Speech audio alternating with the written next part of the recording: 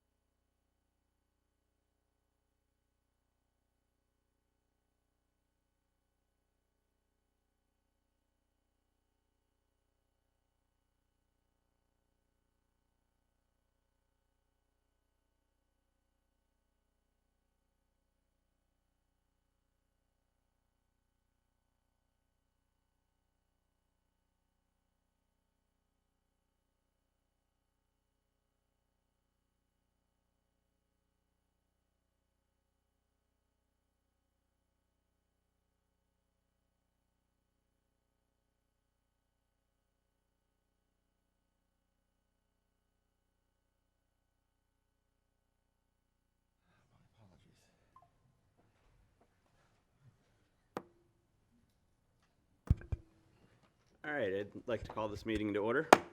I'd like to start by just adding a quick discussion on BERT between items 7 and 8 to fit that in, and also open it up to public comment for anybody that wants to make a public comment later on BERT. So, all right, this morning we have the invocation provided by Pastor Mike Cosner of Oak River Church. Thank you for being here this morning. Thank you. Good morning. It's a privilege to be here. Again, I'm Pastor Mike Cosner. We're Oak River Church is a small church with a big heart located right west of the dog park on East Terry Street. So thanks again for having me. Would you pray with me? Father, we just pause for a moment to acknowledge you this morning. We ask for your wisdom, ask for your grace, and for your mercy. Lord, we ask that you will be with our leaders as they make decisions for the good of our city, for our people. Lord, would your kingdom come and your will be done on earth as is in heaven. Amen. Amen. Amen. Join me in the Pledge of Allegiance. I pledge allegiance to the flag of the United States of America and to the republic for which it stands, one nation, under God, indivisible, with liberty and justice for all. All right, roll call. Councilmember Bogues. Here. Councilmember Carr. Here. Mayor Gibson. Here. Councilmember Corey. Here. Councilmember Fullick. Here. Councilmember Fitzpatrick. Here. Deputy Mayor Purdon. Deputy Mayor Purdon, are you present? Remotely via Zoom? Here, yes, I am here. Sorry, yes, here. All right, need a motion to allow Jesse to, Motion to allow Jesse. Second? okay, motion and second, roll call. Councilmember Bogues. Aye. Councilmember Fullick. Councilmember Corey. Aye. Councilmember Carr. Aye. Mayor Gibson. Aye. Councilmember Fitzpatrick.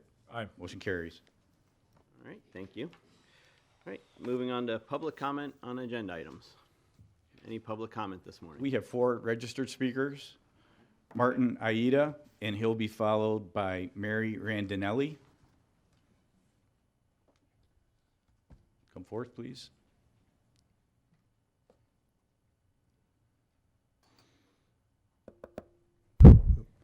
I'm Martin Aida, 10134 Avonlea Drive. I want to thank everyone for giving me a moment here to speak. Just want to talk about the Paradise Road improvement. You know, what was very encouraging was that after all the public input that was received, seeing what the outcome was, that everything, or most of the items were substantially addressed and at least considered. in the proposals that came up. Just a couple of quick things that I thought we didn't fully address and would like to be considered is parking around the school bus stops. It's mentioned, but I don't really see that anything substantial has been decided on how to alleviate the parking, which you can't stop people from bringing their cars to the bus stop to drop their kids off. They park they just pull up onto the grass, onto the sidewalk, and that's, I think, still going to continue till something more substantial is done. You're going to probably destroy whatever, amenities or landscaping that's put up there and block traffic until that's addressed. I'd also like to have a better understanding or some further consideration on segment 2. We've limited we've reduced it to one side of the road having a multi-use path, no sidewalk on the east side. At the same time, we've constricted the width of that from 10 feet to 8 feet. I don't really fully understand how we think that that's really going to substantially address walkers, bikers, e-bikes, mothers and fathers with baby carriages that are walking on that. So again, if that could be given some further consideration before it's approved or before it's finalized, I'd really appreciate it. So thank you for your time. Thank you. Mary Randinelli, and she'll be followed by Doug Hadaway. Hi, everybody. I'm Mary Randinelli. It's first time to something like this, so I live at 25831 Paradise Road. My husband is Todd Randinelli. We've been there for 20 years, and my husband brought this to my attention by the Shangri-La thing email, and I have, like I said, I've been there for 20 years, and we are on the east side, and since I've been there, I really don't see a lot of walkers. Across the street from us is the condominium, that condominium, and that's kind of who we get. We've had a lot of construction for the past 2 years since that new development went up. I mean, it's been nothing but a nightmare. And I'm just talking about our property. I don't mean to be selfish, but for me, what I want is to extend the other side and make it wider and have like a bike thing, because I think, that street has been nothing but a drag strip. Like I said, I'm out in my yard all the time, so I see what's going on. And my husband wanted to, if we don't, extend the west sidewalk and leave the east as grass with minimal impact for improvements. So that's all I have to say. Thank you for letting me speak. Thank you. Doug Hadaway, and he'll be followed by Deborah Orton. Good morning. Doug Hadaway, the Trust for Public Land, coming off of the high of yesterday's momentous vote that the city of Bonita Springs residents and voters resoundingly a mandate passed the Burt referendum so that we can move forward with also Village of Estero and Collier County to get this done. Thank you so very much to all of you and to the staff for your leadership and your hard work to get us to this point. This is what I would consider the last largest hurdle for us to get to the finish line. We certainly have more work, classic real estate due diligence ahead of us that I'm confident we'll work through and complete. I wanted to point out that it's my understanding, and correct me if I'm wrong, that this was the first voter referendum for a capital project for the city of Bonita Springs. And I am so pleased to see that with such a resounding mandate by your voters oh, sorry, I forgot my thought. I'm still off the high of last night. So thank you, Mayor Gibson and council members Fullick, Corey, and Fitzpatrick for joining us last night in our celebratory event. Jamie was there. I did not see you, Council Member Bogas. Forgive me. I'm sorry we missed each other last night. That was because there was such an enthusiastic and large crowd enjoying the moment. So I really want to also thank the voters themselves to have this opportunity to say thank you, because your citizens not only see the vision of this and how this can benefit the community, but they also, I believe, consider this an endorsement of your leadership. They believe that you will get this done and get this done well and correctly, and so I think that was also a play until yesterday's vote as well. So look forward to getting to the finish line with you. I just wanted a brief moment here. I thank you for letting me come up here and say thank you very much. We're excited to get this done. Thank you, Doug. Deb Orton.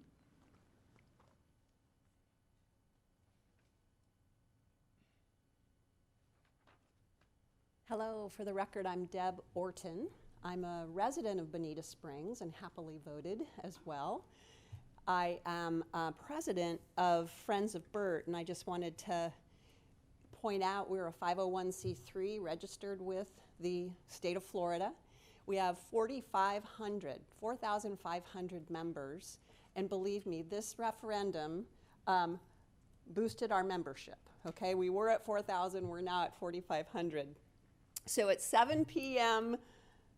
last night, the Bonita Springs residents voted in record numbers. So we know that, of course, that it was approved, but did you realize that you had a 37% voter turnout? 37%. Normal is about 23%. Lee County in general had 22%. We'd like to say the only thing different on the ballot was Burt. So we know that people voted in large numbers, and of course, we had a 68% in favor. So thank you for giving us, I can't believe I'm thanking you for giving us this great opportunity, but I think it's important what you did. It took some courage to put it on the ballot. It took certainly all of the will that we had from a Friends of Burt as well as from the campaign. So they voted in record numbers. We're thrilled. We're ready to take this to the next step and to the finish line. We're not going anywhere. Friends of Burt, I mean. You have voted, the citizens have voted for a safe place for families, a jewel right through Bonita Springs, Collier County, and Estero, and a critical connection to the Florida Gulf Coast Trail and to the Paradise Coast Trail. This is the gap that years and years ago, the state of Florida identified as the critical gap to making all of this possible. And our residents, myself included, made that happen. So we're not here to only advocate as Friends of Burt, but we're here to help design and build something truly special. Thank you. Thank you, Deb. Any other public comment this morning?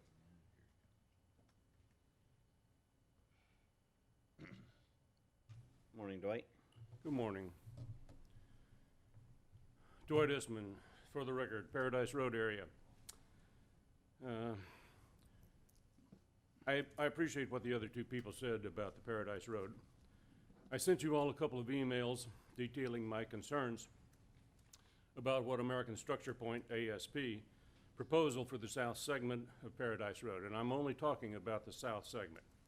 I hope you read what I sent, because unless you think I'm stupid or lying,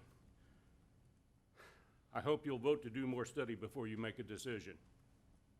I think the majority of people in my neighborhood agree with me, particularly when they understand the safety concerns.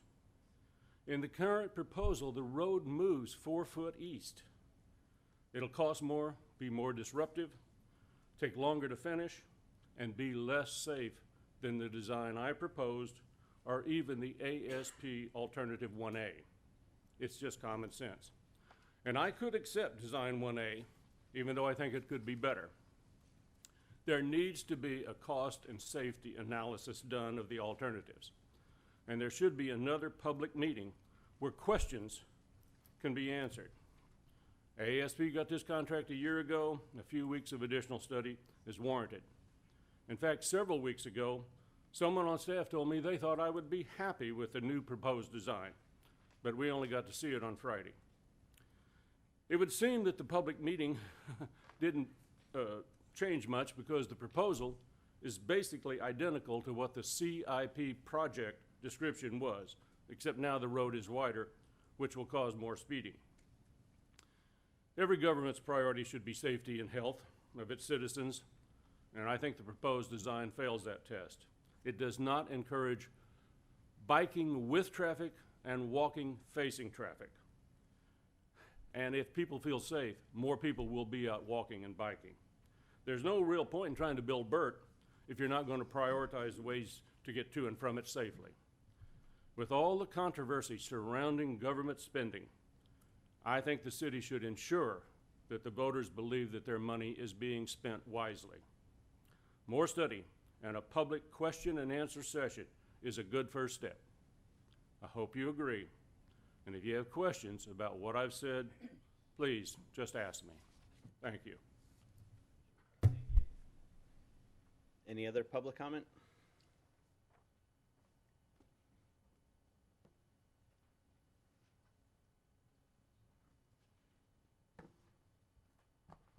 I got to put my 2 cents worth in, I guess. Mr. Mayor and members of the council, last winter during the workshop that we had here at City Hall, people were very clear about the priorities they saw for Paradise. And the most important one was make it safer. How do you make it safer? Wider lanes, wider sidewalks, better lighting, good drainage, the kinds of things that we lack right now. Some think that this is something that came up recently. For 20 odd years, every so often I'd come up here and I'd talk about Paradise Road and the lousy condition it was in. It was too narrow, unsafe, etc. And always the answer was, well, you know, we don't have the money, and that would be put off for another time. I am thrilled that we have actually something in front of us, and you folks have to make a decision, and hopefully it'll be today. And I have to also give credit to Matt Feeney, Assistant City Manager. I mean, he spearheads all of these activities, and I talk to him a lot, and we have to make a decision. That's up to you guys, you gals and guys today to do it. Right now, those of us living on the more northern end of Paradise Road, from Shangri-La to the entrance to my community, which is Fairwinds, I count no less than 23 dips, bumps, and Lord knows washboard driving. That was because of the cuts when they made Bonita del Sol. Promises were made by the developer. Promises, as we all know, sometimes are not kept. To me, a delay in approving a final plan is not an option. We have tolerated over 5 years of messy construction, bypasses, poor lighting, etc. It is time for people along Paradise and off Paradise to get something from the city council and from the city to say, yes, we finally are here to solve this particular problem. So to me, it is time to act. As for the options, you know, as wide a shared sidewalk on the western side, I think, is ideal. It would be nice if it could be 10 foot all the way down, but for whatever reason, when you get beyond the roundabout, it was cut down to 8 feet. But that works for me as well. As far as a sidewalk on the east side, I'm ambivalent about that one, but I suppose from the standpoint of safety, one could make a good argument that having sidewalks on both sides prevent people from going back and forth. It was already mentioned by a speaker regarding bus stops. It is an issue, and I know the road only can allow so much. I have a suggestion. Maybe it might help from the standpoint of the kids, and maybe if some benches along Paradise might be in effect too. Thank you, Ben. I hope you will make a decision today. The time is now. It's time to act. Thank you very much. Any other public comment? All right, seeing none, we'll move on to the consent agenda. Motion to approve? Second. We have a motion and a second. Roll call. Mayor Gibson. Aye. Councilmember Fitzpatrick. Aye. Councilmember Corey. Aye. Councilmember Carr. Yes. Councilmember Fullick. Aye. Councilmember Bogaz. Aye. Deputy Mayor Purdon. Aye. Motion carries. Thank you. Any comments on consent agenda? All right, moving on to 7A, presentation by American Structure Point on Paradise Road. Morning, Nick. Good morning. Morning, Mr. Mayor, I'll just introduce you, Nick Harrison from American Structure Point. He'll be giving a presentation on the Paradise Road concepts and recommended concept for council's consideration. Yeah, thank you.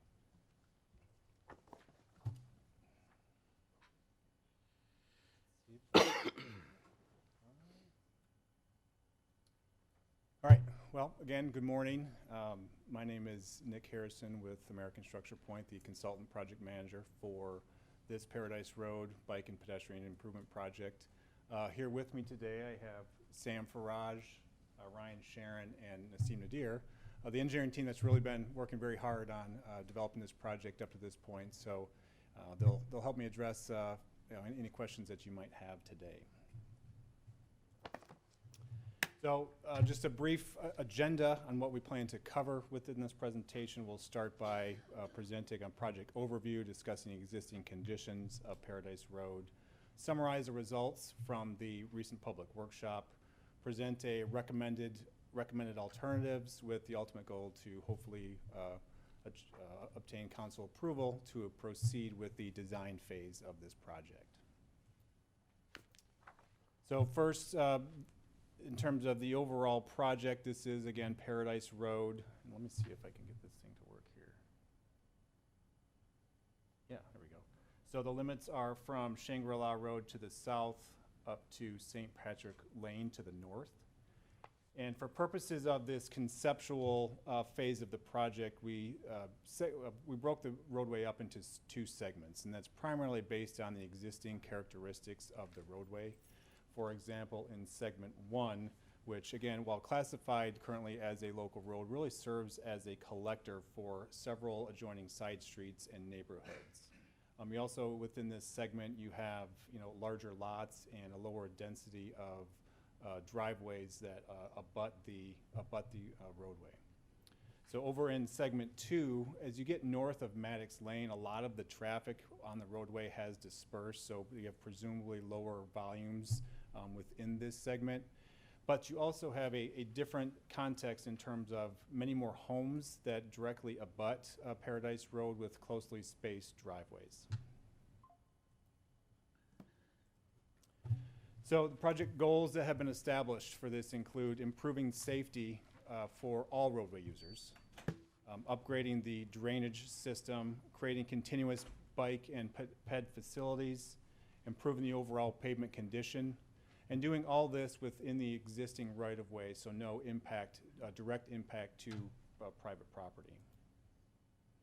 The existing condition of the roadway, it is a 2-lane roadway, and we have less than 10-foot travel lanes. It is somewhat clear that the original intent was a 20-foot pavement section, but over the years the pavement has degraded, so there are a lot of areas within there that do feel pretty narrow.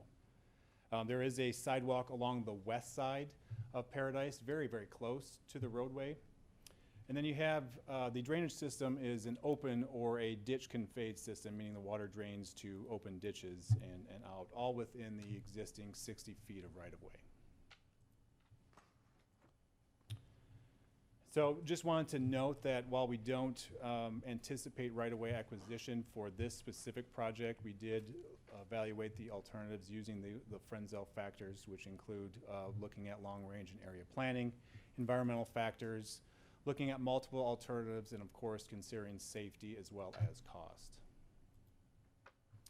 Regarding the drainage and environmental enhancements, so a key goal of this project will be to upgrade that open or ditch drainage system to a closed or storm sewer system with curb and gutter. The purpose here really is to improve the drainage system efficiency, reduce standing water on the roadway. The water will be treated using the existing regional regional pond system that was recently built, so we do not anticipate any new ponds will be needed as a part of this project, nor do we anticipate any impacts to wetlands or protected environmental areas with this project. So a public workshop was held back in February. We had nearly 100 attendees, a very spirited conversation. Really appreciated the passion that the residents brought to the conversation and how they're really, really passionate about this roadway and how it will affect them. So we received about 75 comments. following the meeting. And then while there were certain concerns, some of them have been shared today, we really believe that the residents of this area were truly supportive of the overall goals of the project. So at the public meeting, there were a series of boards that were available for viewing. And those depicted different options for the typical cross-section, such as the one you see here. Now, the intent wasn't for, to lock in your vote on a particular alternative, but they were certainly welcome to do that if they wanted. But it was more geared towards providing different elements and features and getting feedback on what the residents either liked or did not like about them. Common features of what was presented for all of the alternatives one was related to the overall roadway width. The existing 20-foot pavement or 10-foot lanes was presented. It also with all options had curb and gutter section, the type F barrier curb, and then also utilized 5-foot buffer areas. Now the purpose of this between the road and the pedestrian facilities, or between those facilities and the right-of-way, was to allow flexibility in the design phase to accommodate lighting, landscaping, utilities, and also be able to grade or harmonize from the pedestrian facility back to tie into the ground by within the existing right-of-way without further impact to the property. So in segment 1, there were 3 alternatives presented. Alternative A, other than the features that I just mentioned, included 2 8-foot shared use paths on both sides of the roadway. Now, 8-foot shared use path, per the Florida Green Book, which is a guiding criteria for Florida roadways, is undesirable for two-way traffic, which is why you see one on each side of the roadway in this scenario. Alternative B, again, looks very similar, but the differences here is that the shared use path on the west is now 10 feet, more desirable for that two-way traffic, and the path on the east side was replaced with a 6-foot sidewalk. When you get in, so as you get into these scenarios moving forward, there is a slight shift of the existing roadway, about 2 feet from where it currently sits today. And again, that's because of the increased width of the shared use path.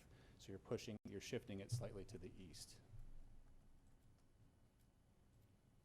Alternative C kind of takes this one step further with a 15-foot bicycle lane / sidewalk shared use path on the west side and a 6-foot sidewalk on the east. Now the purpose of the 15 feet was to provide a dedicated space for both directions of cyclists and a pedestrian all simultaneously, and would probably add some pavement striping to designate that.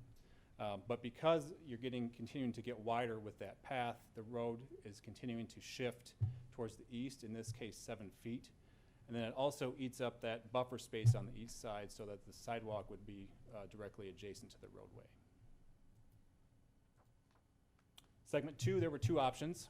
The first being an 8-foot shared use path on the west side and a 6-foot sidewalk. And really the assumption here, again, as I mentioned, that based on the presumably lower volumes of vehicular and likely pedestrian traffic up on the north side, we did believe that the reduced width was appropriate.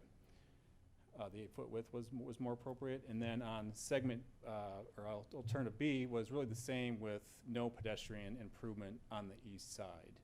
And as I mentioned, there are several very closely spaced driveways on this east side. So really we're trying to balance, I guess, the serving these multimodal users, but trying to minimize reconstruction. In this case, there'd be several driveways that have to be reconstructed if you put if you put a sidewalk on that side. There are also 3 alternatives shown for the intersection at Paradise Road and Shangri-La.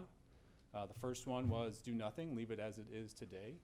The second was to add a dedicated right turn lane right in this area along Paradise Road, and that can be accommodated within the existing right-of-way. And then the third option over here is the roundabout, which would, if this were to move forward, this would require right-of-way acquisition of that vacant parcel in the northwest quadrant. So it would be actually treated as a separate standalone project so that we don't affect the schedule of the greater Paradise Road improvements.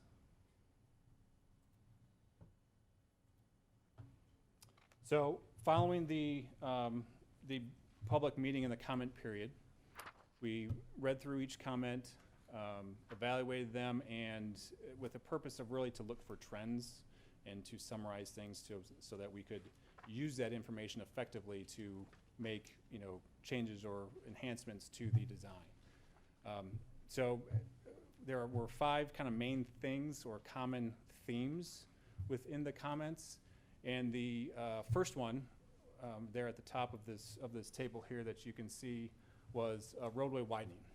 So far and away, the most comments that we received, 70%, actually supported widening of the existing roadway. When you take a look at the roundabout that was presented, based on those that did comment, it was fairly close, evenly split between for and against. We did get a lot of comments, or a fair amount of comments on the sidewalk or pedestrian feature layout in terms of, you know, one or both sides of the roadway. And as you can see there was a bit more that did oppose, you know, putting the pedestrian treatments on both sides of the roadway. And then we did find support for the traffic calming and lighting features that I'll talk about here in a second. So regarding traffic calming, you know, I think one common thing we heard quite often was, you know, excessive speeding within the corridor. So what we had shown in the you know, the conceptual alternatives was the use of potential use of speed tables and raised crosswalks. Overall, based on comments, they were generally positive on those. You know, again, understanding the need that we need to do something to try to reduce speeds out there. But we did receive some pretty insightful comments regarding more specific locations, as well as the number of them that we have taken and incorporated into the recommended alternative. Pavement marking, you know, was something we saw quite a lot. There is issues out there with, you know, having no pavement marking out there today, so that's something that would have been incorporated regardless. But that was a big topic. And then overall positive feedback regarding, you know, opportunities for landscaping, as well as support for corridor lighting. Some additional community concerns that we captured through our discussions and comments were golf carts. And golf carts, you know, essentially taking over utilizing the shared use path. So one thing that we would recommend doing is installing bollards along a shared use path at those entrances to discourage golf carts from using the shared use path. E-bikes, probably no surprise to you all. I know I've sat through a couple meetings where we've discussed e-bikes. And while, you know, at least through engineering, you know, we can't prevent or ban e-bikes from using a facility, one thing that we would recommend doing is at least installing like an advisory 15-mile-per-hour speed limit signs. And also, this is where the benefit of, you know, providing a separate space on that east side for pedestrians comes into play to allow more options. As mentioned and even discussed earlier, there was some comments related to the bus stop and school bus. One being vehicles traveling fast near the bus stop while kids are getting dropped off, which of course is unfortunate. But to help with that, we do propose adding a raised crosswalk and speed with actually a raised crosswalk by the bus stop to serve 2 purposes: safe place for parents and students to cross the road to getting off the bus, and also providing that speed control measure, you know, at that critical location. The additional thing regarding the bus stop, which actually was noted earlier, was that you know, there's appears to be a habit of parents parking, you know, partially off the roadway while they're waiting to pick up children. And really what we're trying to do here you know, not necessarily addressing it directly, but trying to encourage, you know, behaviors that promote use of the other modes of transportation. Again, with, you know, utilizing the sidewalks and shared use paths, providing that safe crossing, and then, you know, installing, you know, perhaps installing, you know, bike racks and benches at the bus stop location to provide, you know, a space and encourage the use of other forms of transportation at that area. So we took another look at the features and elements that we had presented at the meeting, and also really took to heart a lot of the feedback that was received through public comment, and have come up with 2 typical sections that we would recommend for approval. The first one, again in segment 1, consists of a 10-foot shared use path on the west side and a 6-foot sidewalk on the east side. So very similar to the alternative B that was shown to the public.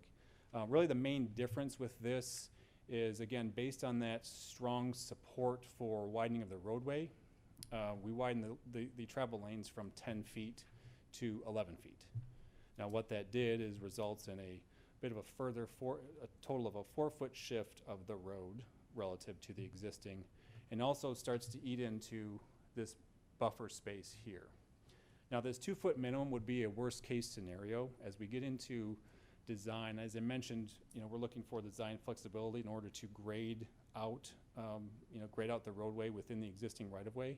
If we find opportunities to do that in less than 5 feet, we'll certainly use that opportunity to move that sidewalk, you know, farther away from, you know, from the roadway.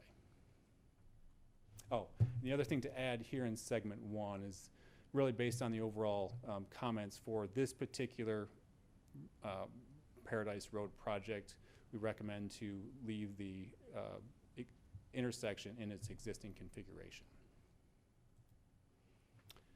So for segment 2, very similar to the alternative B, with a 8-foot shared use path on the west and no treatment on the east side.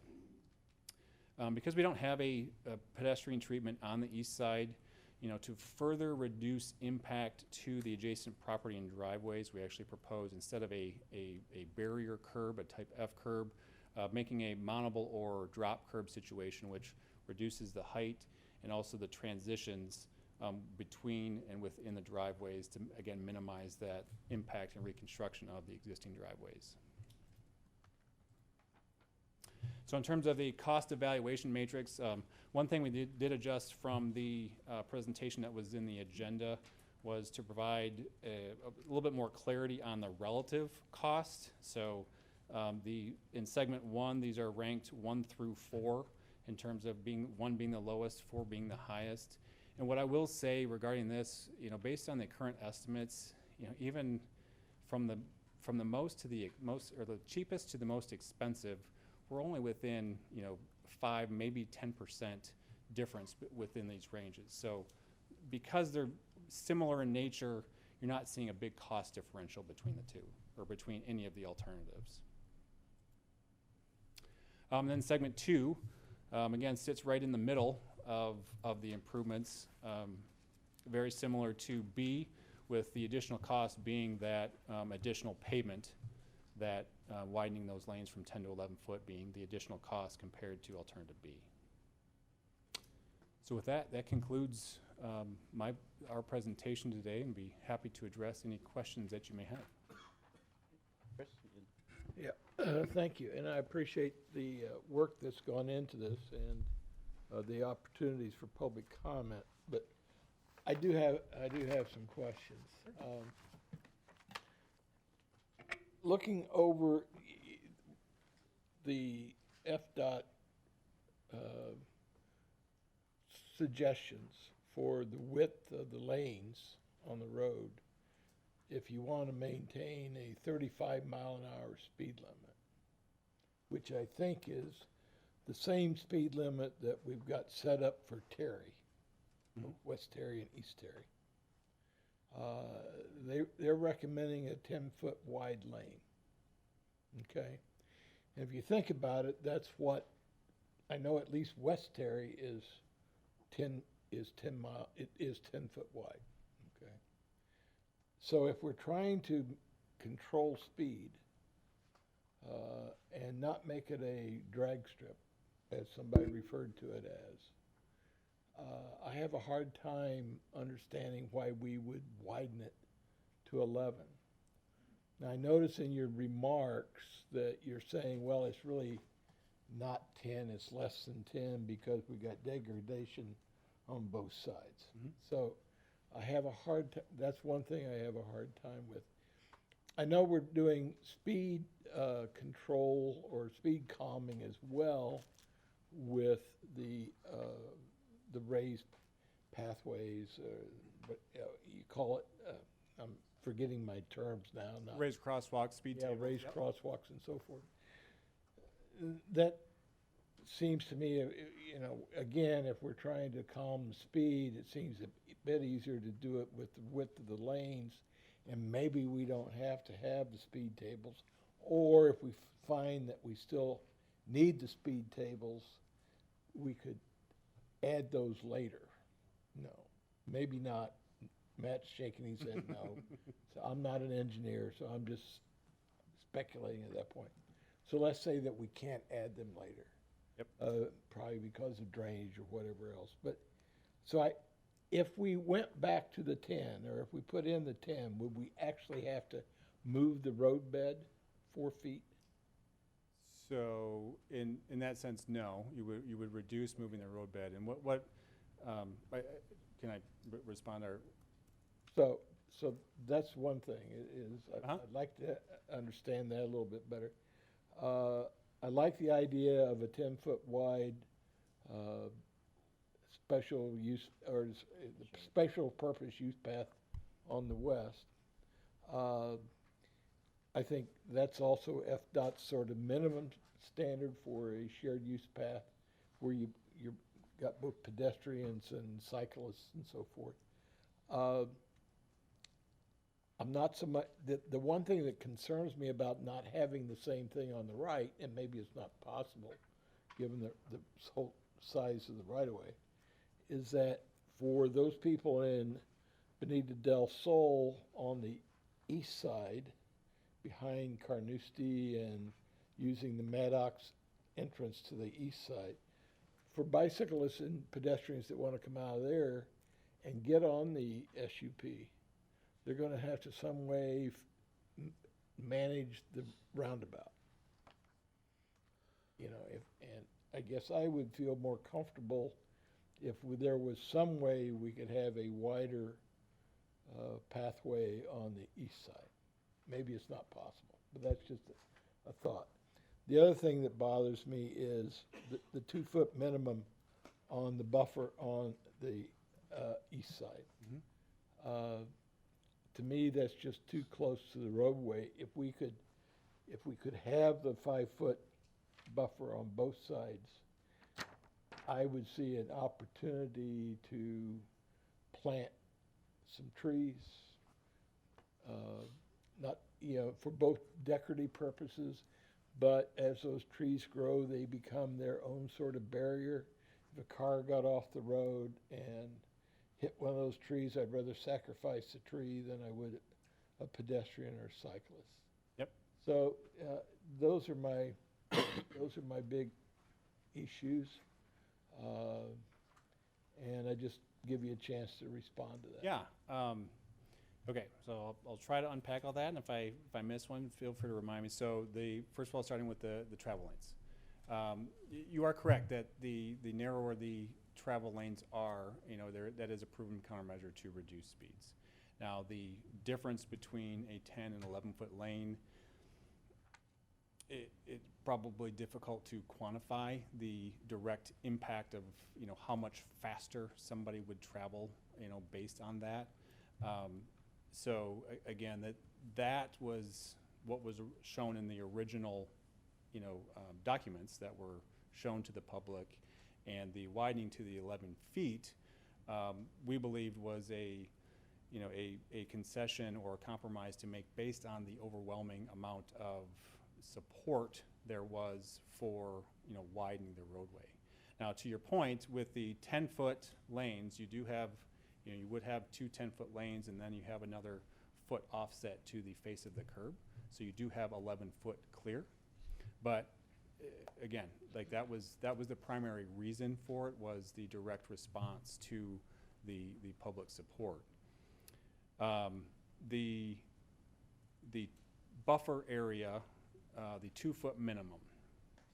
So again, as I kind of mentioned, these 5-foot, 5-foot area buffer space is desirable, and there's the idea here is it somewhat at this level of design kind of reduces the risk and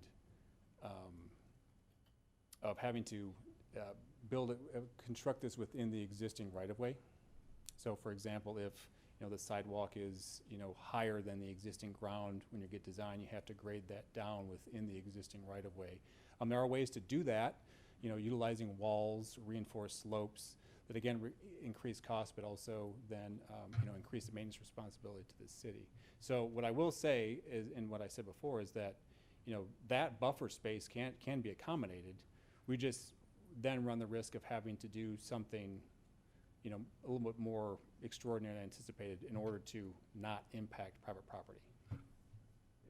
If I may, Nick, I just want to add, I think what you're articulating, Councilman Corey, is if you went to a 10-foot lane, maybe you don't have to widen or shift the roadbed as much, and maybe that extra 2 feet could be applied to the eastern side. Those are questions for Nick to answer, but what I do want to speak about is a 2-foot buffer versus a 5-foot buffer from a landscaping perspective. In a 2-foot buffer, we're pretty limited on what we can plant.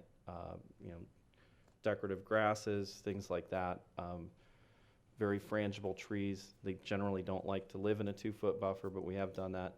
When you get to 5-foot, we can put some more, robust plantings, and they tend to survive better. So from a maintenance and, durability standpoint, the wider that buffer can be, it gives more reaction time for someone that, reaches and grabs their phone and doesn't realize he went over a curb and is now going to hit somebody on a sidewalk. But 2, it gives us, more maintainability and probably a better look and feel for the landscaping as time goes on. Okay. Thank you, Matt. And then, let's see, the 10-foot versus 6-foot on the sides. So starting with the west side, the 10-foot was, recommended there because we believe that is going to be the highest use of the ped bike feature over on that side. You've got a lot of walkers in that area today, kind of utilizing a loop between Paradise to Shangri-La to Cocoshell and Maddox. So that one, we felt comfortable with that width. On the other side, I think it's really of the professional opinion on the amount of usage that something on the east side would have, and the necessity of, providing something there for pedestrians and users to walk along and then cross the street at the mid-block crossings, but not so much as, let's call it the destination, where they're actually using using that sidewalk for recreation or something for longer stretches. So related to getting folks from the the east side, whether it be in Bonita del Sol or any of those areas, that's why we recommend having some of those raised crosswalks within the corridor to allow them to cross safely from that sidewalk to the shared use path, if that's what they elect to do. Yeah, would it be, if that's the case, could we put in the flashers like we have around Terry to warrant, to slow down people so that we would allow the pedestrians to cross Maddox roundabout some way, and I can see that the guys that are serious bicyclists are just going to fly across it, but the recreational bikes probably are going to need some safety built into it with the flasher system or something. Yeah, so we would recommend for these, certainly for the mid-block crossings, and we can take a look at Medix as well, but certainly for those that, we would design, we would recommend using those, essentially those ground-mounted RRFBs where you hit the button and the flashers come on, and that, in addition to it being a raised feature, will help slow the cars at those locations. Okay. So again, I would come back to the 10-foot lanes. We're gonna have side curbs on them. Side curbs are gonna add a few more inches or maybe a foot before you actually get to the curb wall. And that would allow for the 5-foot buffer on the east. And to me, that's a much safer situation. When you get on the extreme side of the buffer on each side, how much do you need then to, in terms of width, in terms of the project, to get yourself back down to the grade level of the lots on both sides? Yeah, and that's going to vary based on the design. And so another thing to think about too is it currently is very flat out there. So in order to achieve conveyance of the water along the curb and gutter system to a storm inlet and such, we're going to have to modify the profile, adjust the profile. We call it sawtoothing.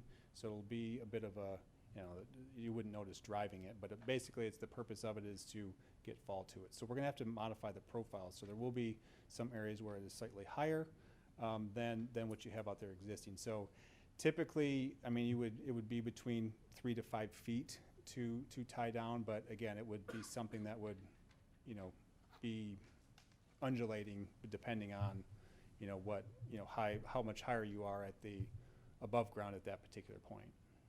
And the final thing, could you describe how the drainage is likely to improve, especially on the east side of Paradise?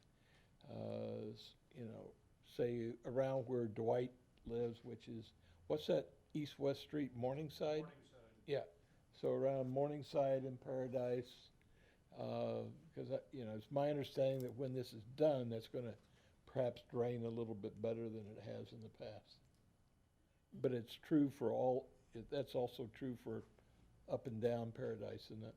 Yeah, well, in terms of, what's beyond Paradise, we're certainly not going to push water or make a flooding problem, an existing problem worse on any side streets. But really what this, putting in this, closed storm sewer system that then flows to existing cross drains that then outlets into the pond system is really to get it off the road and into a pipe system, more efficiently, faster and more efficiently than it currently does today, where it sheet flows across the road, across the sidewalk, and into a ditch. So those things will be, that is a design function, but in general terms, that's how it will improve the drainage of. Yeah, it's my understanding that as you go up and down that ditch, and especially underneath driveways and so forth, it's not exactly level anymore over time. You got some going this way, some pipes going this way, some pipes going that way. And that's causing water to spread out and not drain as well as it should. But this is, in addition to a road project, this is a drainage project to fix all that, right? That's correct. Okay. That's all I got, Mike. Thank you, Chris. Nigel? Thanks, Ryan. 2 quick questions, and thank you for this. The materials that are used on the raised areas on the pedestrian roads, those are not pavers, are they? No, I mean, that is an option. That's something that, but that brings maintenance problems, and I doubt Matt's going to want to deal with it. But I was gonna say, I can see Matt's head shaking No, from I here, would- but that's what I'd be concerned about, 'cause from what I understand, they don't last very long, and that they sink. It would come out in the design, but I would recommend that we consider either asphalt or really concrete. Asphalt you don't think of it this way, but asphalt over time can slough off. It's flexible in a way. You do listen when I ask you questions. I'm really impressed. Thank you. Whereas concrete doesn't. So we we'd probably look at concrete and, you know, maybe make a cost evaluation at that point, but it wouldn't be pavers, it would be That's member. great. Second question, how long has American Structure Point been working on this project? So, do you guys remember when we started?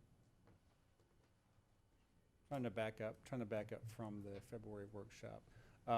It would have been the late summer or early fall of the previous year. Not just a few months. No, correct. There's, for people that are listening and people in the media, not just a few months. Okay. Yes. Thank you. Yep. One other question, and this is really for Matt to comment on, is people are concerned about the bus stops for the kids. It's my understanding we have a hard time with the school district sort of agreeing to fix bus stops. They don't want to do that. They say they keep changing, they keep moving around. Yeah, I think the perspective is, you know, the population density of the school-age kids can change, right? Just, it depends on who has a family and who doesn't. So building hardened infrastructure and getting the school folks to say, this is the school bus stop, is not something they're willing to do based on that. There is a concern, I've seen it. Some of the parents fish in our lakes of them parking along the roadway, wherever the gentleman has pointed that out. The one thing that really isn't in the scope of this project that perhaps could help, at least in one location with that, is where Maddox Lane got realigned, there is a future park site, city park site. And so in the design of that park, which is really not what these guys are under contract to do, we could probably include some parking, you know, that would be close enough that maybe it would attract parents to park there and then walk across, you know, it's, I don't know, maybe 60, 70 feet to where the bus stop currently is. That really only addresses one location.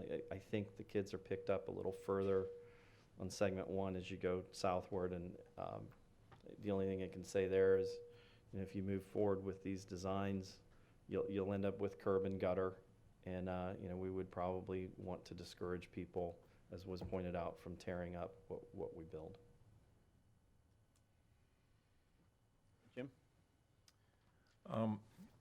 Again, my focus probably is more on the safety aspects of this, and I think I do want to go ahead and go back to the to quantify some of the breakdown on the major points. There was a general opposition regarding sidewalk on both sides. Can you put a little color to that as to what the opposition was to why no, not on both sides? Yeah, let me flip back to that one here. Yeah, so based on, you know, the comments, it wasn't, I mean, opposition might be strong. I mean, that was the word that was used, but really it was more of like, we don't believe it's needed on both sides of the road. It wasn't, you know, we hate this for particular reasons. It was either we don't see really the value of it, or it was a, you know, in some cases was an owner that lived on that side of the road that also didn't want it in front of their property. Okay. To the school bus issues, do we know basically where those bus stops are today and how many students are actually getting on at that point? Have we been able to quantify the issue of how many cars and stuff like that are out there for those bus stops on a daily basis? So we know the locations of them, but I do not have a count of how many students, you know, leave or, you know, get on and off the bus at those locations. It's more of an something I've seen personally, but it's more of an anecdotal thing of, you know, of the vehicles being parked there. I see them parked around town. So whether it's one car or 5 cars, it's out there. And I think to Matt's point is, it seems as though that if we have clusters of students, that logically there ought to be a partnership with the school board to identify bus stops that are closest, in theory, that you walk or take a bike, to some of the other discussion that you made. So, okay, so that's something that it is what it is.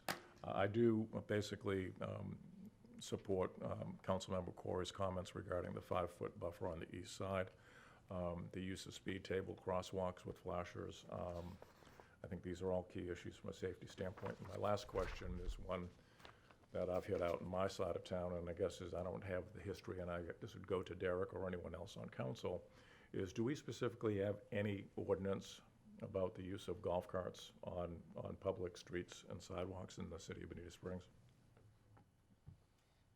We do not. State law does authorize us to allow golf carts on strictly municipal roads if we choose to do that. I will tell you, having represented some communities that have that situation and also have major thoroughfares, whether local or state roads, it's a problem. It's a nice to have in certain areas, but I think I would, if you're interested in pursuing that, we would need to look at specific regions and not I citywide. think my concern is more the use of on sidewalks and multi-use paths. I know that we went through this from a development standpoint from our end in terms of the definition of a golf cart that can go no more than 19 miles an hour and a low-speed vehicle, which is licensed by the state, and it can go up to 29 or 34 miles an hour, whatever that is. So we have no real regulation about golf carts on our public roads or sidewalks. No, we do not. Thank you. Laura? I'm good. Questions have been answered. Great presentation. Thank you all. Thank you. Amy? Yeah, great presentation. I agree with everything Chris said also, the 10-foot road and the 5-foot buffers and speed tables. But going down to segment 2, there's been people questioning the 8-foot path. I know there's a 5-foot buffer there. There's less traffic, as you said, but I know there's still a lot of homes on that part. Making that an 8-foot or a 10-foot path, is that a possibility? Is the 3-foot, like a 3-foot buffer, not? I know we've all agreed 5 foot needs to be, but if it's less traffic, but you still have a lot of walkers and bikers, so they still on that end have their 10-foot path too. Yeah, and really, anything is possible, right? Yeah. It adds costs, and again, if there's the 10-foot lanes, then that certainly offsets that cost. So, there would be an opportunity to do that if the council. I agree with you, Jamie. I should have brought that up. Yeah, there's a lot of people on that end still. That's all I really have. And of course, bus stops, they're everywhere. We're never going to stop the cars. 2-3 times a day you have, elementary, middle, and high school, and you drive around Bonita Springs and there's cars lined up, and we're not going to be able to, I feel, make a change in the city of Bonita Springs of picking up the kids, because I don't believe the school board is going to help us No, and you make can't that. effectively plan as to where they're going to be next year either. No, providing benches, bike racks would be a great idea. A lot of middle school, high school kids will be able to do that, but There's one place I think you can plan for with the park, and that's because, Wood Ibis, which goes into several homes, is back in there, and so that the likelihood that the density of kids are going to change is lower. But the other locations are hard to plan for and fluid in nature. Well, I'll just add that I've dealt with this issue on the development side a number of times, and I think Matt's 100% right. There are some places where the density of children plus the road network makes for obvious locations. There are other areas that are more transitory. You're never going to have that. But the number one, I would say, differential in getting the school board to buy into your plan is the parents. If you identify areas where the parent, and I see this a lot with new developments, they'll push hard, and it's the parents calling the school board saying, we don't find our kids are safe at this location, and the city or a developer has secured a location for a school bus. They will change the routes for that. So that could be an element of what's considered. Jesse, did you have any comments? I'd echo a lot of what Chris said. I think he hit it pretty on the head there. So I'm good. Thank you, sir. Yeah, Chris, well, everybody brought up pretty much what I had written down, but I was thinking the same thing with segment 2, going to the 10-foot path, especially say if we cut down on the road width. I know the thought of going to 11-foot was driven by everybody out there asking for a wider road, but that's due to the current situation. You know, it falls off quick. It's almost like a ditch on each side. My friend lives at the end of the road, so I've driven down it many times, and I always found myself riding more towards the middle too, just because, you know, you're a little worried, but then you see cars coming at you, you know, in the middle also coming from the other direction. So, but I think with the curbing, you know, it's going to help out with that. And like Chris brought up, the issue with going to 11-foot does increase speed on a road. So keeping it a little tight generally has the people slow down more. And I think having the line down the center too will let them know it's like, all right, I'm not supposed to cross over into the middle. I need to stay here. And then as far as the bus stops, a lot of parents like to bring their kids to the bus stop, especially if it's raining. It's going to be rough with the curb there. I think it's going to keep people from being able to pull off onto the side between the curb and landscaping. They're really not going to have that option. So they may have to stay around the corner or something until the bus gets there and then drive up if it's raining. So, yeah, you know, I agree. I think, you know, segment 1, alternative B, you know, was the better idea there, just to have that wider buffer on the east side. And then still have the, you know, the 10-foot shared use path. And then on, you know, segment 2, alternative B, but widening it to the 10-foot shared use path, I think is the best idea going forward there. A lot of the emails talked about like pausing for a cost safety analysis, but they also all mentioned that they wanted something safer as soon as possible. So I think pausing to do something like that, you guys have been looking into cost and safety on this whole project, have you not? Correct, yeah. I mean, there wasn't, you know, an official safety study, but that is just a part of what we do, is provide, you know, alternatives that will improve safety, you know, and then get the public's feedback. So, you know, I agree that, you know, in this sense, you know, a study is often used to justify the need of a project, where in this case, you know, the city has already, you know, identified or committed to making improvements along Paradise Road. So I don't, to your point, I don't know that I see the value in taking a step back to do an official study. And have you identified approximately how many raised crosswalks you think there'll be so far, or is that coming a little later? Yeah, I believe we're close. Do we have a?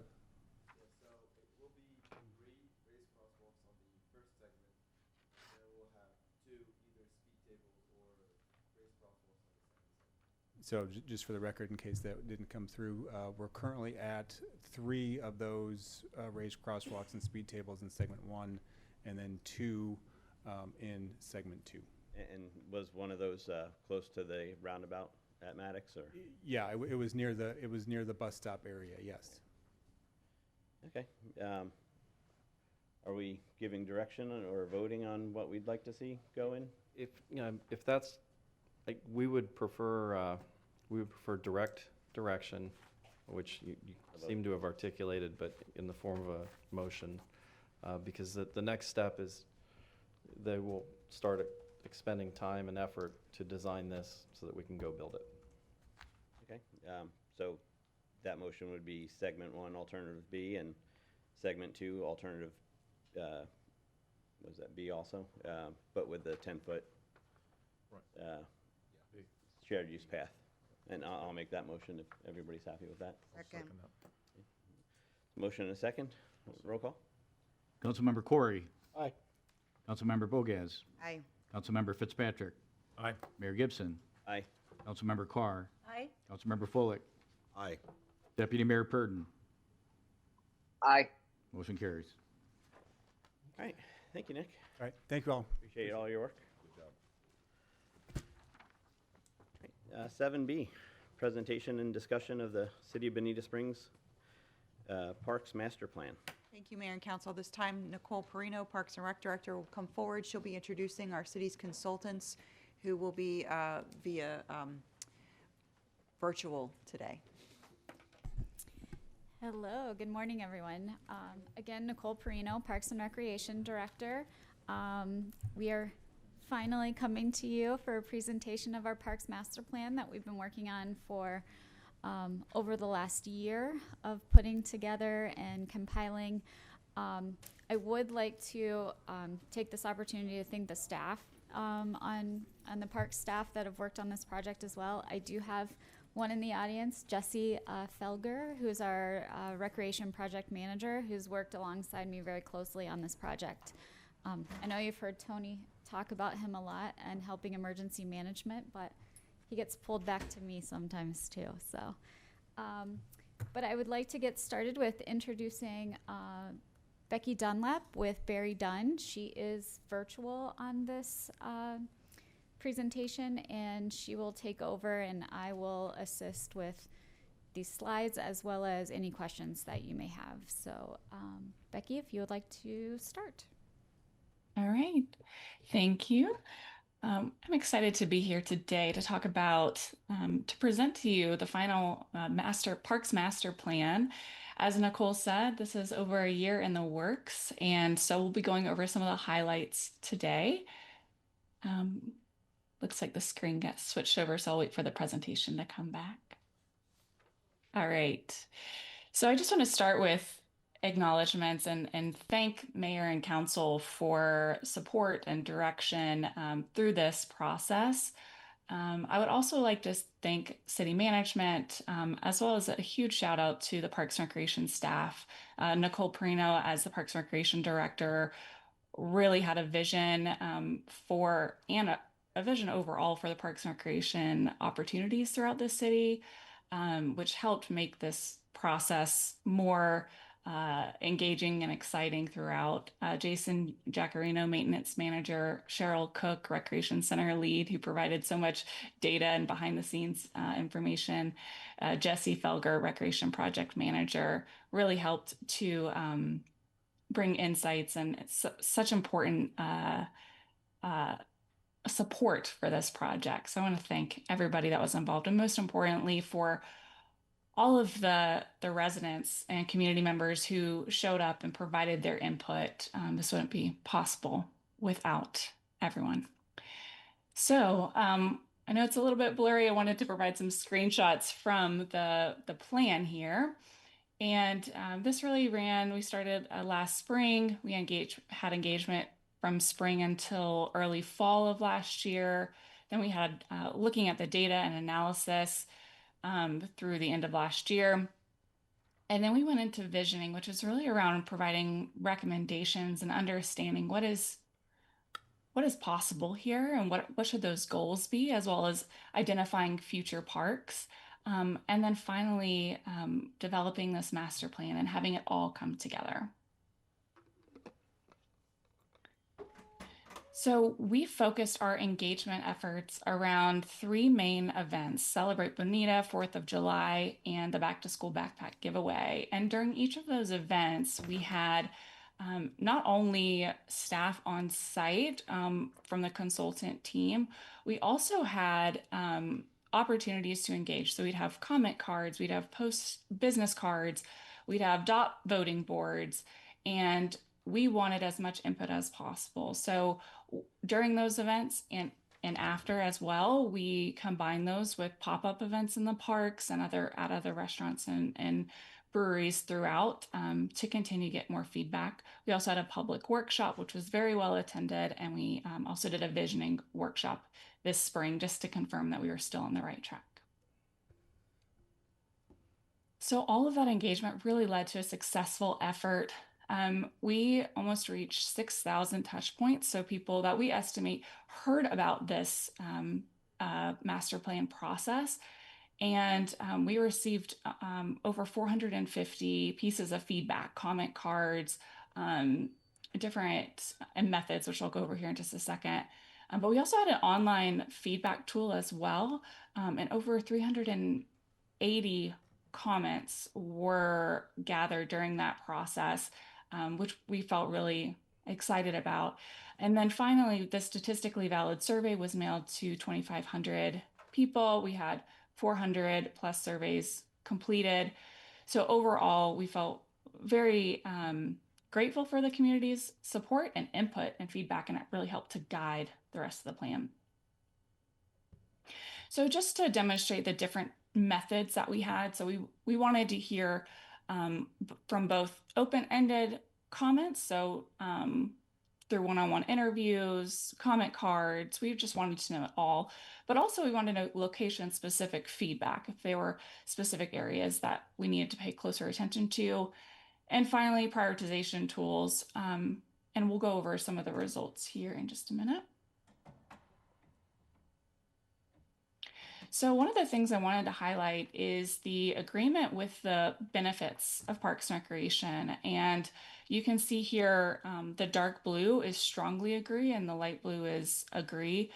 And the community from the statistically valid survey demonstrated that Parks and Recreation makes Bonita Springs a more desirable place to live and improves overall quality of life, physical health and fitness, and mental health. And so that's really important. It just demonstrates the importance of parks and all of the programs that are offered through the city. One of the budget prioritization tools allowed us to compare results from the online tool and the public workshop and the statistically valid tool using a budgeting exercise. So we provided 100 imaginary dollars and asked, what would you do with this? And number one was improving existing parks, followed by preserving natural areas. And then finally, additional bike and pedestrian pathways. Those are the top 3 results. We did park classification work to identify where parks best fit in these overall classifications. And then we, if you go to the next slide, we ended up doing a full analysis of each park.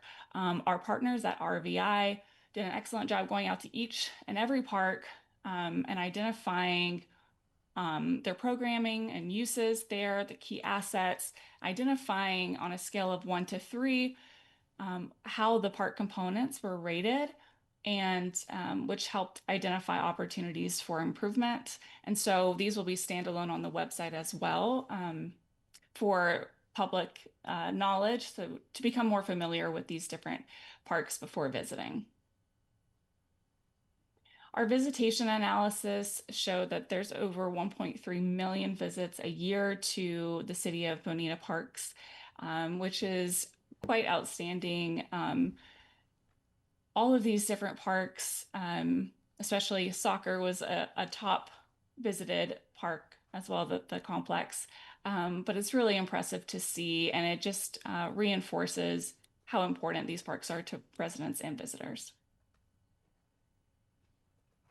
We also did an organizational overview looking at staffing levels and also maintenance, and we found that most of those well-used and well-loved parks are well taken care of, and the community said to continue to take care of them. But some of the lesser-known parks continue to need a little bit more attention in terms of maintenance, and over time we've provided recommendations as far as maintenance improvements and what would be required to continue operating and maintaining at a high standard. We also had our partner IBCCES, which is an inclusivity specialist, come out and look at the parks and identify opportunities for the parks to be more inclusive and more welcoming. And so they provided a number of recommendations and examples on how to make the parks more inclusive. They also provided sensory guides. So you can see on the bottom left, this scale between 1 and 6, which shows where it may be more stimulating for those with disabilities or those with autism or other sensory sensitivities. So that can help those who are looking to visit understand what they can expect before visiting a park. We also completed a level of service review, identifying walkability, pedestrian barriers, other alternative providers in the area, to see where there are recreation opportunities and where there are potential gaps. And part of identifying those gaps is then identifying where future parks could be. And so you can see here is a map of showing potential parks, as well as we've provided cut sheets in the Parks Master Plan as well that demonstrate potential uses and based off of their proximity and other features, how the park could be used by the public. So a lot of those are potential parcels or potential parks, but it's exciting to see a lot of these projects start to come together. And finally, as a result of all of the engagement and analysis, we worked collectively to develop these strategic priorities. And these are outlined in detail in the plan, but they are improve existing parks, preserve natural resources, expand access, and optimize operations. And on every page, we have the goal, objectives, strategic actions, as well as the voices of the community, which validated all of those goals for the future. So that is it for my presentation. I believe I spoke to all of you a couple weeks ago, and I look forward to seeing what edits and feedback or any questions that you may have. I would like to add a few things onto the presentation. As you know, this was just a snapshot of the overall plan. The plan in its current draft is 96 pages, so of course that would have taken a very long time. So we just did the highlights. That plan, based on any direction that you give to us today or otherwise, we do hope to bring that back to you at the September 9th City Council meeting for adoption. And that's the entire plan, the whole plan itself. In addition, the entire plan, the draft, is on file with the clerk's office should anyone want access to the draft within this period of time. Is it posted online also, or? Not at this time. Any questions, comments? Jim? Yeah, for everyone's benefit, what are the next steps with this plan that's been drafted? So the next steps with the plan is really what a park master plan is built for, is to really help us go into our CIP for the next 10 to 15 years for the city, for our future projects.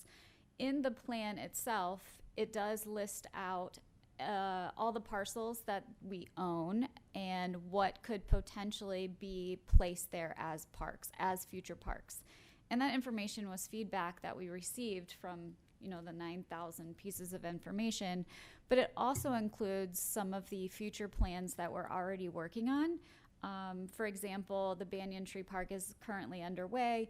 That's listed in both a current park in its former state and a new park in its new state that it will become, as well as other parcels that we have, like the Leitner Soccer Complex,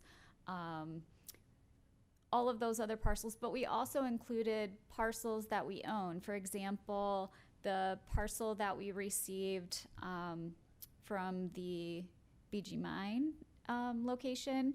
So that is listed in the future parks and what those could potentially be. That property does have specific restrictions.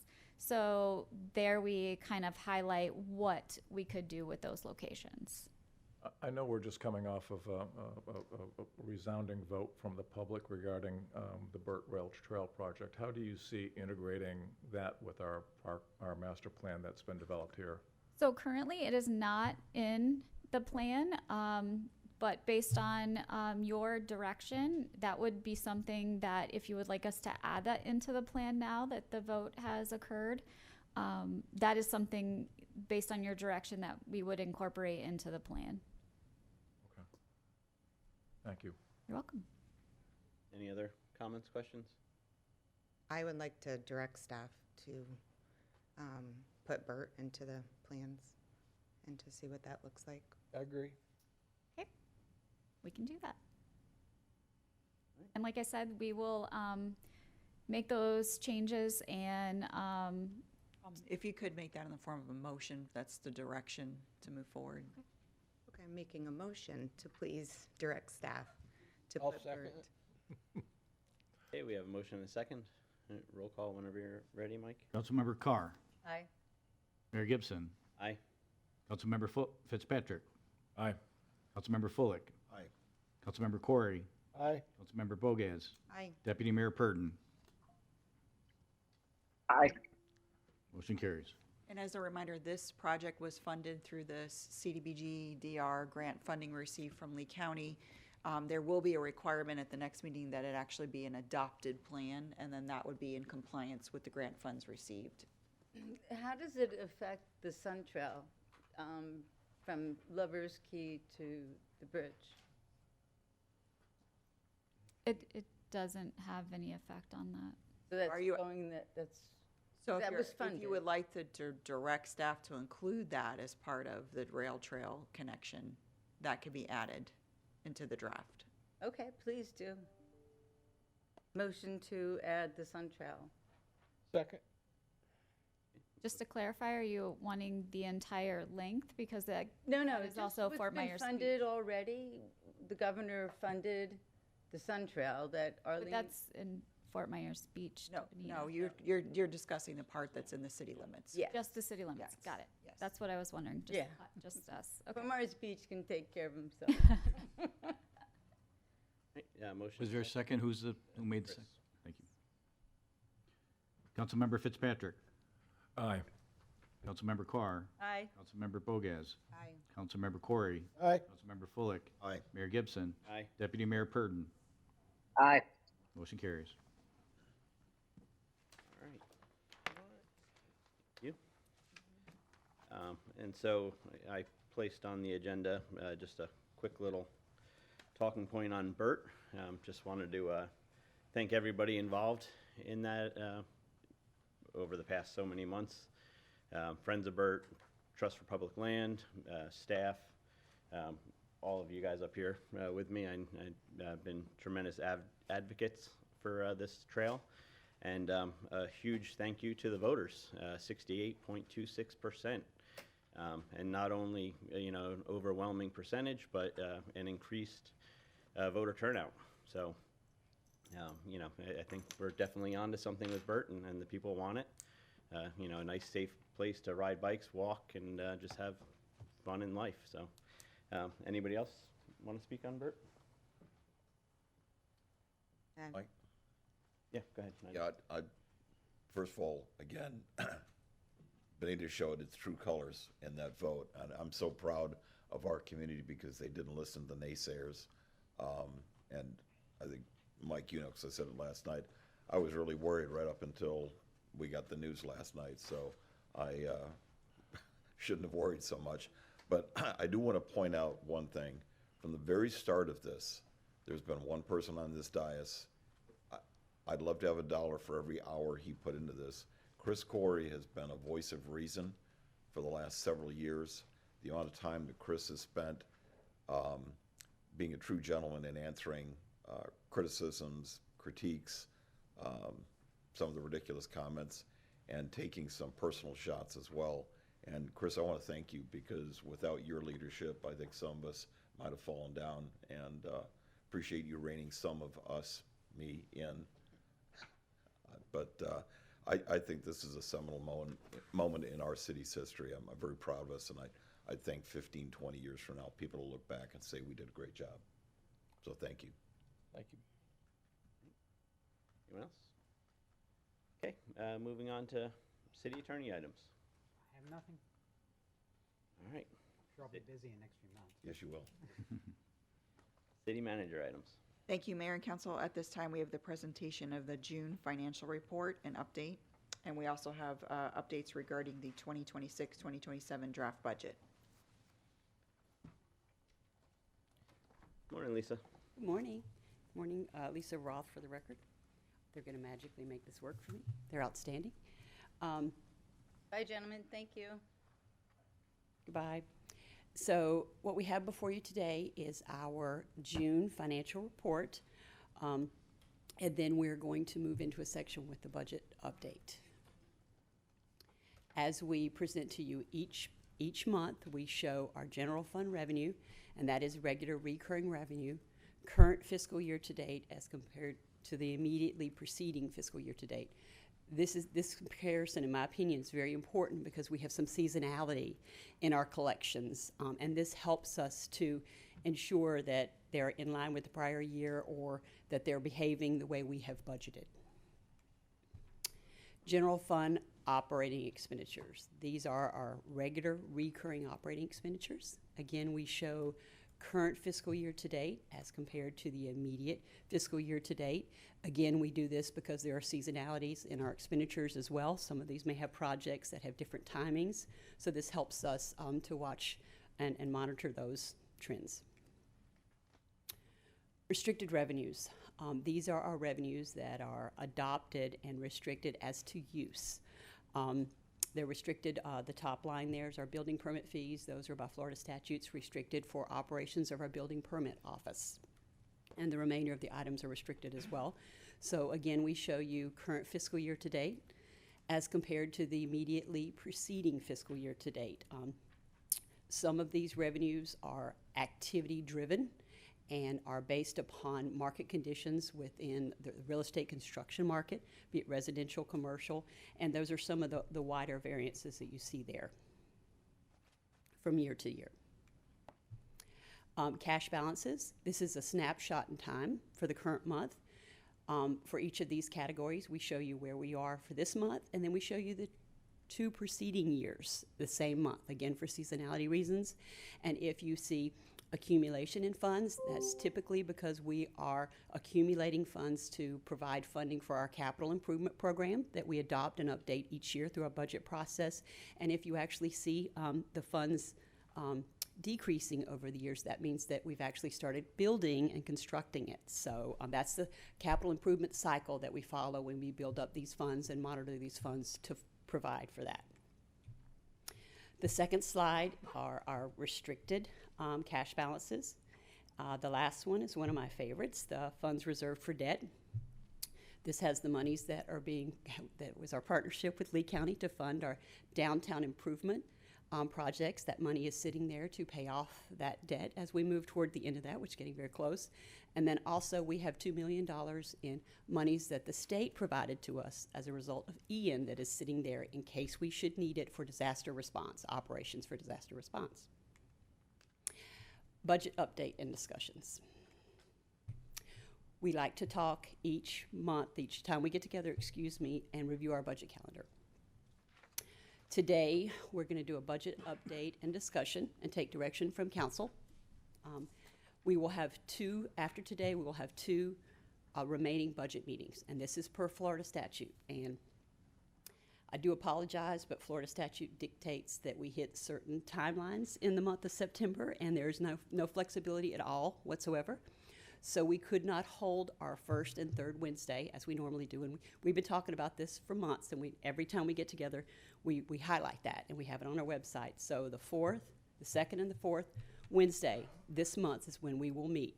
And we will meet to do our budget hearing, and we'll also meet to conduct our regular city council meeting. So Wednesday, September 9th will be at 5:30. Wednesday, September 23rd will be at 5:30. And unfortunately, both of those meetings have to be after 5:01. Or we could do Saturday, which I don't think anyone wants to do Saturday. Just throwing that out there. But anyway, we do like to review this so that everybody's aware and can populate their calendar accordingly. Strategic priorities. These are strategic priorities that City Council has adopted. We update them from time to time. They are in your budget document, and they drive a lot of the funds that you expend. And particularly, you can see them highlighted in our capital improvement program. Our projects are actually aligned with this, and that's in our current budget draft. State revenue projections. This year, this is the latest that we will ever receive, hopefully. Our state revenue projections, because we usually get them in July or sometimes in June. We still don't have those yet. Now, please rest assured that the amounts that you have projected in your budget for revenue are in line with data that we receive from the state throughout the year. As you all know, I'm regularly showing you slides from revenue estimating conferences. I'm showing you the collection trends. So it's a combination of our local collection trends as well as the data economic data that we receive from the state that helps us build estimates. Typically, we don't change those. We're not required to. We get the number. It's really close to ours, so we go forward. But if there would be any changes needed, we'll bring those back to you at the September hearings. There was a state revenue estimating conference that was held since our last meeting. We want to bring you some highlights from that. I know it's a little wordy here, but I wanted to mention some of the points that they discussed that are really relevant to us.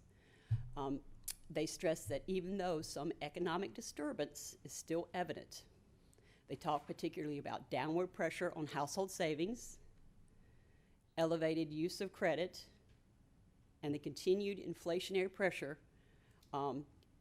Even despite all that, the prior forecast generally performed well for the past 6 months. It was also noted that uncertainty surrounding the economic outlook remains elevated going forward for the forecast period, but that the changes to the forecast were comparatively minor, which I think bodes well for our state and its economy in these projections. Local government half-cent sales tax distribution. This is one data point that they released that is really relevant to us. This is one of our major revenues that we collect.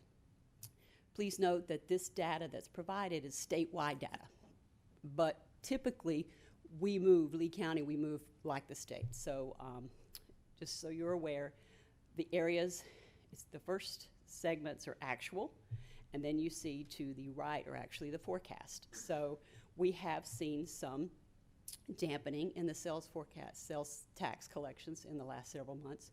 We allowed that in our budget, and our receipts have come in line with those budgeted amounts. But actually, you can see the state is projecting that to change with some modest increases going forward. Sales tax municipal revenue sharing distribution. This is just a different type of revenue that we receive through the municipal revenue sharing program, but it follows similarly to the sales tax, half-cent sales tax. As you can see, the state is projecting moderate increase going forward. We like to show everyone a real estate tax projection. We select taxable values for several price points within the city. We show you the tax rate and the tax amount that would have been collected in the prior year. Then we roll that forward to this year. The millage rate that's in place currently is 0.8470, and the increases are the final column there for the various houses. I did not point out before, and I apologize, there will be 2 remaining real estate tax mill rate votes at the 2 September hearings. So we've already had initial vote, and as laid out in Florida statutes, so we'll have another vote in September. We could stay as what we are, or we can go down, and then we have a final one in September. And that is all that I have for you today. Thank you, Lisa. Any questions? Just one, Lisa. Yes, sir. Our interest revenue is going to drop by about 800,000. Interest income. It has been going down, and we budgeted for it to go down based upon things that we're hearing about the market. So not a surprise. Not a surprise, no.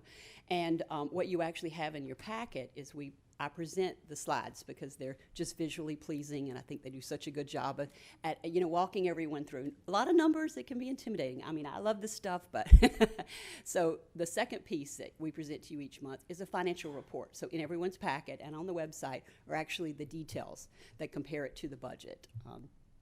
So we watch those very closely. Thank you. Anyone else? Thank you, Lisa. Okay, thank you. Thank you. Nothing further. The Sorry. Community Presentation of Community Development Activity Report. Apologize.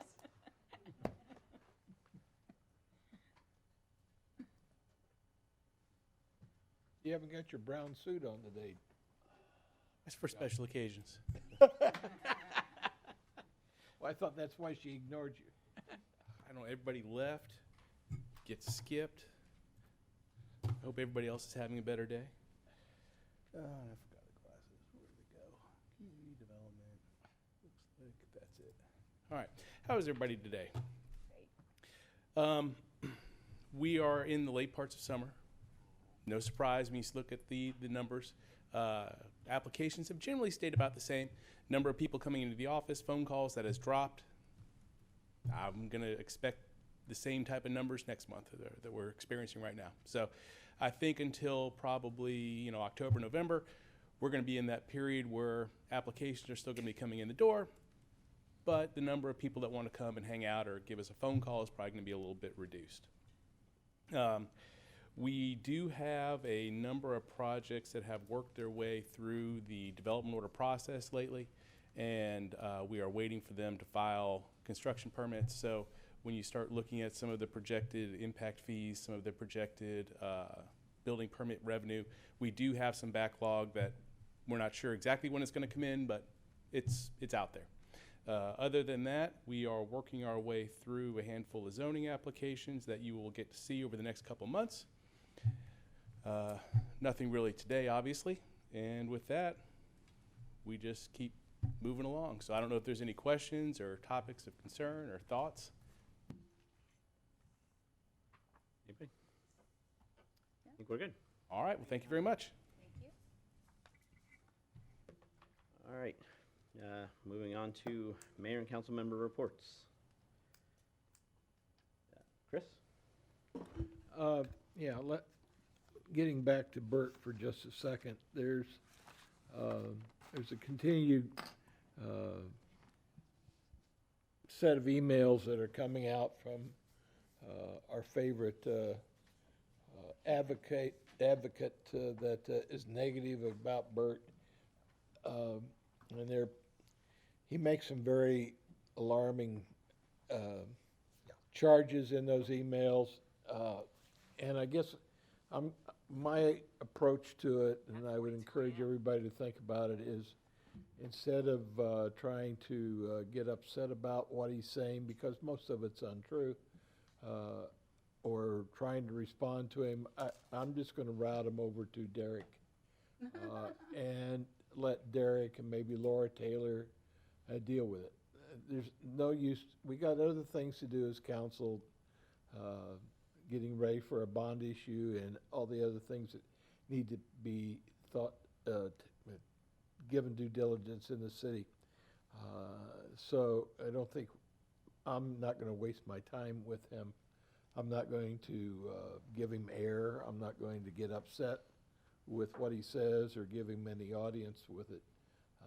So I would just encourage people to, if they have concerns, to route them through Derek and Arlene and Laura, and they can decide if they even need to be responded to or how they should be responded to.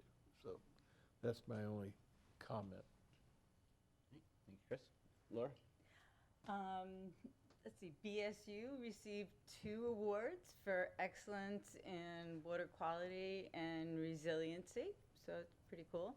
And on September 9th, Shangri-La turns 100 years old, and they are celebrating, and so everyone's invited. It's free. There'll be valet parking, 4 to 8. We have a mandatory meeting, so I know I'll be there at 4 and then back here at 5 and then back there. But Shangri-La is a very, very special place, and it's, I love it. I'm happy it's opened and it's progressing, and they're celebrating 100 years. So that's it. Thank you, Laura. Nigel? Thank you, Mike. We had our August TDC meeting, and I've been on the TDC board now representing council for 4 years. This is the first time that, and very apparent, the asks for marketing fundings were $982,000 for 26-27. We actually approved $600,000. So it tells you that everybody's concerned about funds and what's coming next year. Good news for the city of Bonita Springs. Arts Bonita got $22,500. Our world-famous Bonita Springs Concert Band got 5,000, and the Bonita Wonder Gardens got 18,000. That was good news that we got that money, but it was actually 30,500 less than we asked.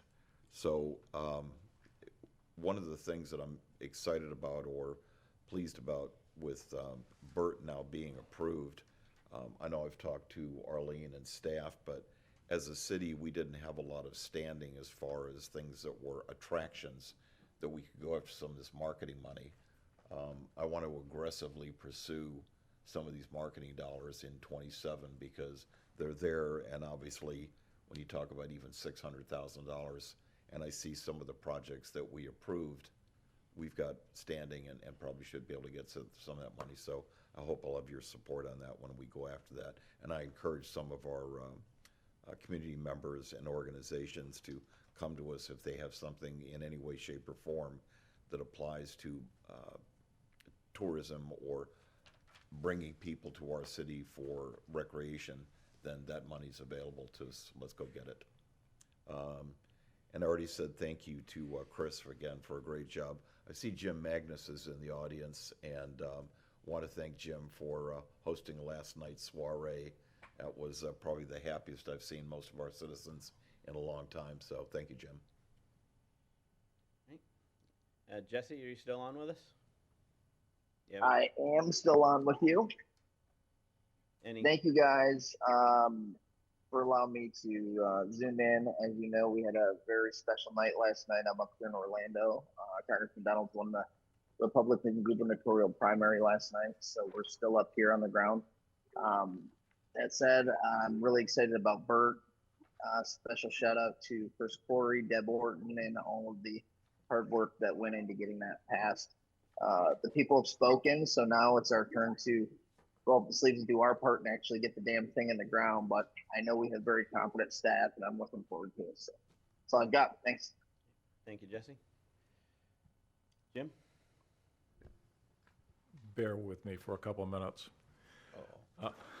First, again, thank you, Chris, for the 5 years you've dedicated to BERT.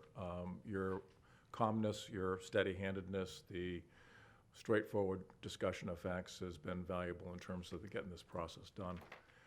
Second item, I do want to thank our state representative, Adam Botana. For those that aren't aware that live out east, that I drive most every day and go into that underpass at Bonita Beach Road and I-75 and the soot and the crap that had been built up on that. We finally got them to power wash it, and it actually looks clean. So I thanked Adam for all of his work to get DOT to get that sucker cleaned up. Now we'll see how long it takes before we have to get it cleaned again. Number two, received an email yesterday, and I will provide a copy of this to each of you, and also a copy to Michael for publication with us. The Florida Department of Transportation will officially, we'll see if it comes off, but it officially be hosting its kickoff for the widening of I-75. I just received this email yesterday. There will be 2 public open houses to review the plan. First one in Lee County at the Estero Community Center from 4 to 6 on August 31st. Collier County will have its session on September 1st from 4 to 6 at the North Collier Regional Park. And there will be a virtual option for those that may be out of town for Labor Day on Wednesday, September 2nd from 6 to 7 p.m. So I will give this to Michael for posting online, and I'd ask that if Laura can publish this, I'll forward the email copy to her. So it will address the kickoff of before they go into design and engineering, which essentially takes about a year before they start putting shovels in the ground. This was supposed to have happened 13 months ago, and it was postponed. So input is important. The project will discuss where the roads are going to be widened, and because many of our districts border I-75, it will also formally discuss the sound barriers and where they're going to be constructed. In the original discussion 13 months ago, that was to have been a study of where it was needed. There are some already stated assumptions that they'll discuss as to where they will go for sound barriers. So those will all be discussed out there, and I encourage your attendance and also to get that out to the general public in terms of what's going on there. Item 3. Now that we got the primaries behind us, there's two things that I ask our residents and to propagate the faith on, really two items. The first of which aren't real sexy, but have a major impact in terms of how we're represented. The first of all is the direction regarding single-member districts in Lee County. That will be on the November ballot. The second item is, of course, the Florida Homestead Exemption Act. I'm stating no opinion one way or the other, but I would encourage, after seeing all the noise and clutter that occurred during the primaries, you're going to probably see it both sides of this discussion, and I would encourage our residents to take the time to do a deep dive to evaluate what makes sense in the best interest for our city and our residents of Lee County. Item 4, this will be a first of a couple announcements. Received formal notification that the Wreaths Across America will take place, coordinated primarily by the Daughters of America Revolution in December. They will have information as to how you can go ahead and sponsor wreaths and so forth for this presentation on December 19th. What that Wreaths Across America program is all about is to remember the fallen, honor those that serve, and to teach the next generation about the value of freedom. So I would consider that you save the date for December 19th. Item 5, God willing, I'll have a second granddaughter, and I will be out of town for the next council meeting on September 9th. So I will formally request to be zoomed in for the participation in that meeting. And with that, I'm done. That wasn't bad. Jim? Jamie? Just a couple things. Again, exciting one for Bonita Springs and Burt last night. I have to say, when I came on council and we first started talking about this, I was one of those that thought maybe my great-grandchildren might see it. So to see it come to this already, it's pretty amazing. So, and Chris, like everyone said, thank you. You've done a great job advocating and leading us on that.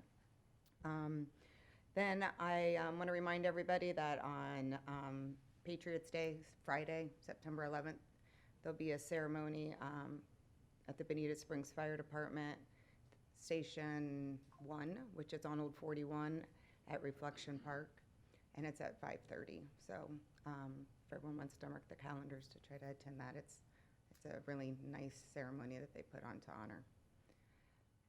And with that, that's all I have. Thanks, Mike. Thank you. Just wanted to mention that a few of us were at the Florida League of Cities last week for the annual conference. The biggest discussions were definitely around the property tax amendment and possibly losing some of our income from the property taxes, and also the various things that AI can do to help us around the city and enhance productivity. I'd also like to thank again everybody that helped out with Burt.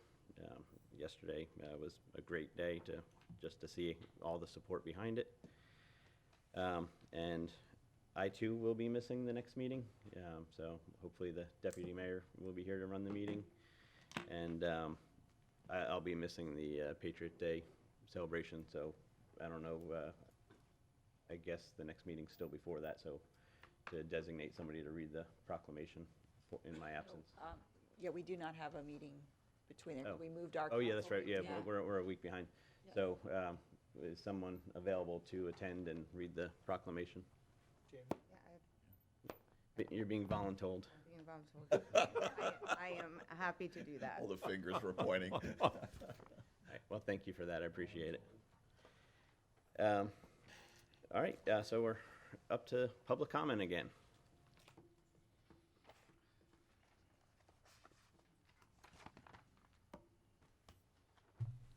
For the record, Dwight Essman. I do want to say that whatever we do to Paradise Road is going to be better than what we have now. And I do think you all had courage to go back to the 10-foot lane, which, if you've studied it, you know it's a safer way. And I have to go back and review 1B. I hadn't paid a lot of attention to it, but I believe it still moves the road 2 feet east. But it's a lot better than the proposal that ASP had put before you. I will point out that 1A was the least expensive option, according to their own analysis. And I think 1A was safer because it did encourage bikes to ride with traffic and to walk facing traffic. And I keep saying the same thing, and I hope someday I'm either proven right or proven wrong. Thank you. Thank you, Dwight. Good morning, Mr. Mayor. Good morning, City Council. Kyle Moran, Feltz Avenue. On behalf of my family and friends and partners who invest and work and spend their days in Bonita, I want to simply say thank you. Yesterday's vote sent a very clear message. The people in Bonita Springs really believe in our community, and they believe in you as its leaders. And they support continuing to invest in making this community an even better place to live. Bonita Springs has changed very dramatically in the 30+ years since I've moved here. The population of our city now exceeds the population of the city of Naples by 3 times. We're now equal in population to the city of Sarasota, with a population that includes 22% more 6-figure households than the city of Sarasota.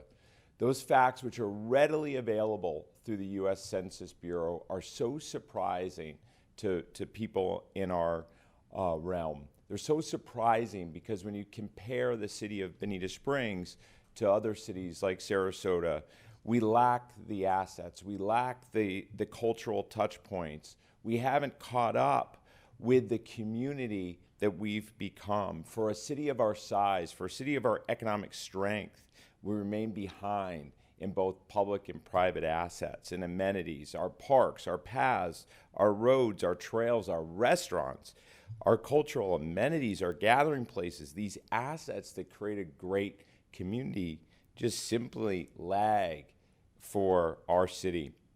That's why the work that you've been doing matters so much. You've led major improvements to Terry Street, to Old 41. You're leading a great transformation of Goodwin Street. Today you push forward with Paradise Road, excuse me. And yesterday our city's citizens resoundingly supported what you're doing. They want that progress to continue. That vote is a vote of confidence in you. So please keep going. Look past the noise and the nuisance naysayers. Let's continue improving our parks. Let's build out BERT. Let's create a system that connects our community, literally. Let's continue improving those roads and our infrastructure. Let's support the private businesses that are helping support this community, serving its demands, serving its needs, including providing many jobs to its citizens. And let's keep supporting the concerts and the festivals and the community events that are increasingly making Bonita Springs the most vibrant community in Southwest Florida. Thank you very much. Thank you, Kyle. Any other public comment? All right, seeing none, motion to adjourn. Motion. We're adjourned.